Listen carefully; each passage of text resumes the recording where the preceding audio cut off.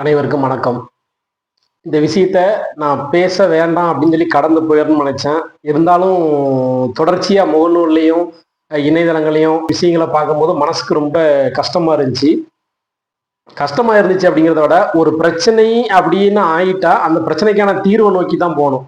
அந்த தீர்வை நோக்கி போய் அது சம்பந்தமான தீர்வை கண்ட அப்புறமும் திரும்ப திரும்ப ஒரு விஷயத்த சாதி ரீதியாகவே இங்க பேசப்பட்டு வர்றதை பார்க்கும்போது ரொம்பவே வருத்தமா இருக்கு. எந்த சாதியில யாருக்கு இழப்பு நடந்தாலும் இழப்பு இழப்பு தான். அது யாருக்கு நடந்தாலும் இழப்பு இழப்பு தான். அதுல யாருக்கும் மாற்று கருத்து கிடையாது. ஆனா ஒரு தனிநபர் செய்யக்கூடிய ஒரு விஷயத்த சாதியா கட்டமைச்சு அவன் அந்த சாதிக்காரன் அப்படித்தான் பண்ணுவான், அந்த சாதிக்காரன் மேலே அப்படித்தான் பேசுறது எந்த சாதியாக இருந்தாலும் அது ஏற்றுக்கொள்ள முடியாது, தவறு. அந்த வகையில தான் இன்னைக்கு தென்காசி மாவட்டம் ஆலங்குளம் பக்கத்துல ஒரு பிரச்சனை.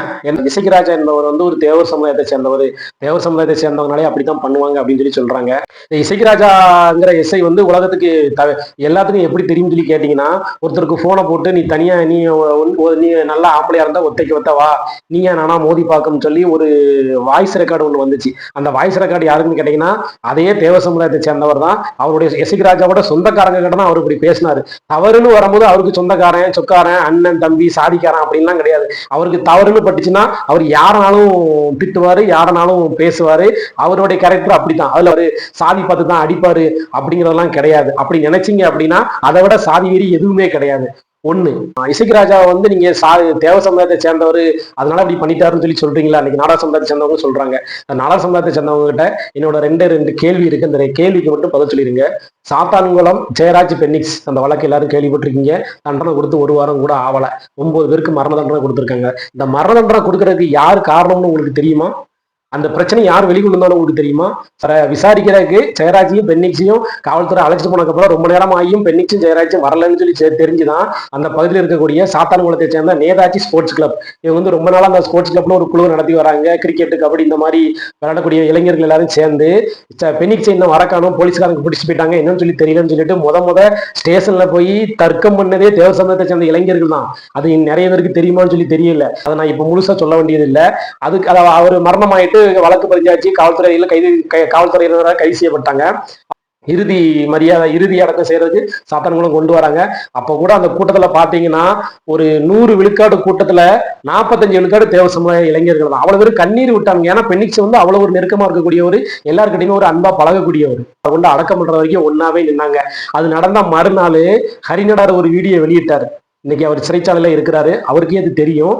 ஹரிநடார் ஒரு வீடியோ வெளியிட்டாரு. அந்த வீடியோல என்னன்னு சொல்லி போட்டாருன்னா, என்ன சொல்லி பேசியிருந்தாரு அப்படின்னா, நாங்க இந்த அளவுக்கு இந்த போராட்டத்தை முன்னெடுத்து அந்த காவல் அதிகாரிகள் மீது வழக்கு பதிவுக்கு காரணமா இருந்தது முழுக்க தேவர் சமுதாயம்.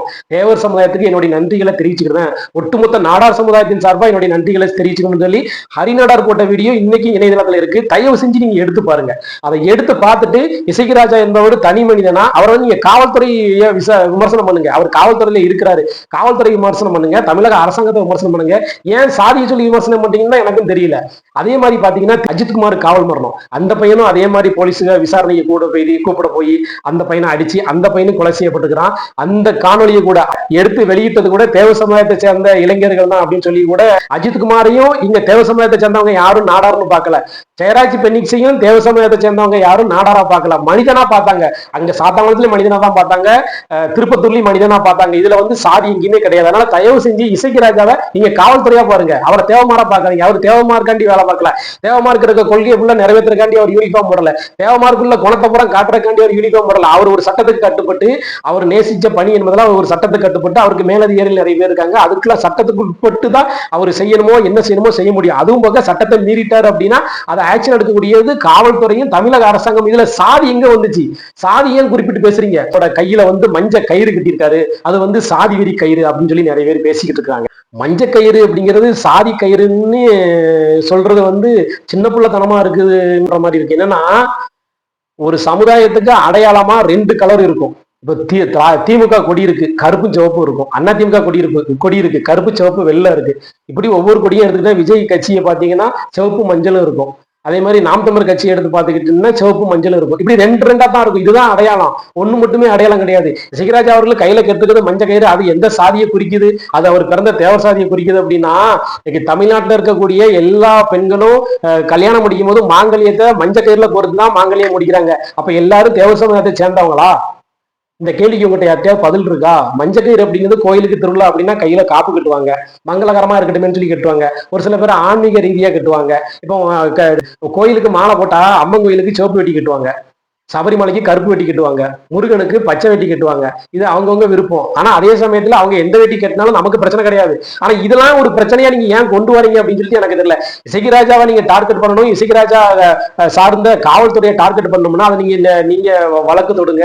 அது சரியா தவறா, அவர் சுட்டது சரியா தவறாங்கலாம் நீங்க அதை நீதிமன்றத்தில் போய் பார்த்துக்கோ. இப்போ அவர் சஸ்பெண்ட் பண்ணப்பட்டிருக்காரு, இசைராஜாவை சஸ்பெண்ட் பண்ணியிருக்காங்க. அவருக்கு மண்டையும் உடைஞ்சி அவர் உயிருக்கு ஒரு அச்சுறுத்தல் ஏற்பட்டு இருந்தாலும் கூட தேர்தல் விதிமுறைகள் அமல்ல இருக்கிறனால இது ஆளுங்கட்சிக்கு ஒரு பாதிப்பை உருவாக்கணும், வேற வழியே இல்லை அப்படிங்கிறதுக்காக ஆளுங்கட்சி தப்பிக்கணும் அப்படிங்கிறதுக்காக இசைராஜாவை பழி வாங்கியிருக்காங்க. இசைராஜாவை சட்ட ரீதியா நீங்க என்ன பண்ணணுமோ பண்ணிக்கோங்க, அது எங்களுக்கு பிரச்சனையே கிடையாது, எங்களுக்கு கருத்து மாறுபட்ட கருத்தே கிடையாது. அவர் சார்ந்த சமுதாயத்தை எதுக்கு பேசுறீங்க அப்படின்னா என்னோட கேள்வியா இருக்குது. எந்த சாதியில யாரு பாதிக்கப்பட்டாலும் உடனே ஒட்டுமொத்த சமுதாயமும் அப்படித்தான் அப்படிங்கிற மாதிரி யாரும் பார்க்காதீங்க. ஆளுங்கட்சியோட ஆட்சியில ஒரு அமைச்சர் ஊழல் பண்றாரு, ஒரு எம்எல்ஏ ஊழல் பண்றாரு, ரெண்டு பேருக்குமே பதவியை ரத்து போடுறாங்க. அதுக்காக முதல்வரை முதல்வர் என் கட்சியை சேர்ந்தவங்க இப்படி பண்ணிட்டாங்கன்னு சொல்லி முதல்வர் ஆட்சியை கலைச்சிட்டு போயிடுவாரா? போக மாட்டார்ல. ஒரு அதிகாரத்தின் கீழே இருக்கக்கூடிய ஒரு மந்திரியோ எம்எல்ஏவோ தப்பு செஞ்சா அந்த கட்சி ஒண்ணும் பண்ணாது, அவன் கட்சியை விட்டு நீக்குவாங்க, அவ்வளவுதான். ஆனா அதுக்காக அந்த ஒட்டுமொத்த கட்சியும் பொறுப்பெடுத்து ஆட்சியை விட்டு கொடுக்காது. அதுதான் யதார்த்தம். அதே மாதிரி இசைராஜா தப்பு பண்ணான்னா காவல்துறை டிபார்ட்மெண்ட் இருக்கு, காவல்துறை டிபார்ட்மெண்ட் அவர் மேல நடவடிக்கை எடுத்திருக்கு. மேற்கொண்டு என்னங்கிறத நீங்க வழக்கு மூலமா வழக்கு போட்டு பாத்துக்கோங்க. அதை விடுத்துட்டு இசைராஜாவை ஒரு சாதிய கண்ணோட்டத்துல பார்க்காதீங்க. மணிகண்டன் என்ற நபரும் பாதிக்கப்பட்டிருக்காரு, இசைராஜா என்பவரும் பாதிக்கப்பட்டிருக்காரு.